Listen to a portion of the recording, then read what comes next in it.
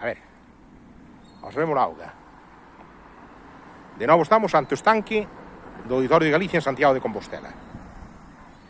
Por aí hai unha gaivota. Non se ve moi ben. E claro, agora que está escurecendo a esta hora da tarde, claro, xa sabe. Como hai anades por ese outro lado. Pero observades ben. As gaivotas, como calquera ave, dan vida. Entón é moi importante, tremendamente importante, respetar os animais. Respetar a vegetación. Respetar todo o entorno que nos rodea o máximo posible. Porque dese xeito é como podemos preservar o planeta. Aí ven unha gaivota voando. Mira. Ui. Cámara. Ben. Creo que se veu ben. Se viu ben que era unha gaivota. Ben. Agora, vexamos algo do estanque. Claro. Dende esta distancia, ao mellor non se ve moi ben. Pero se se observa, podemos apreciar que son gaivotas.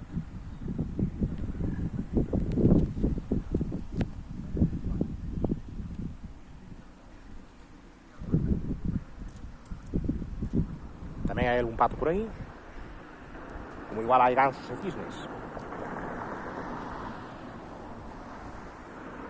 Vedes como nadan e como coñen os peixes que hai nas augas do estanque. Aí ven outro voando. Pois, xustamente, elas queren un hábitat no que vivir. Aí ven outro voando. Aí, e deslides ao chan. Aí vai un pato nesa zona de aí. E aí hai outra gaivota. E outra que vai voando é que subiu ese tellado aí da galería que sobresae do Auditorio de Galicia. E outra no propio tellado do edificio do Auditorio. A observar. Claro, dende esa distancia non se ve moi ben. Ven esas letras que indican Auditorio de Galicia. Ben, nunca esquezamos esta lección. A fauna e a flora son a vida do planeta que nós habitamos. Non a esquezamos. Eu quedaría moito máis tempo aquí observando as aves, pero aí vai outro voando. E colgouse sobre o tellado da galería. Onde está esa outra de aí? Impresionante, non é? E agora oídes tamén os seus chíos. Aí vai unha voando, como chían algunhas das gaivotas. O seu canto. Ben. Lembrade que a natureza debe ser respetada. Os paxaros, as aves, a fauna en xeral, todo, a acuática, a terrestre, toda ela é o mundo que nos rodea e que necesitamos. Comer carne é lógico de cando en vez, como tamén comer peixe ou vegetal. Pero claro, carne hai que limitar o seu consumo. O vegetal é máis saudable. Peixe tamén. Tomar leite e ovos e derivados non é que estea mal, está moi ben, sí. Pero máis vegetal fai falla. Pero a ser posible, menos patacas, menos pan e menos cos que leven fariña. E máis verdura, e máis verzas, e tomate, e berenxeras, e máis froita tamén, limitando certas froitas como os plátanos. E menos grasas vegetais.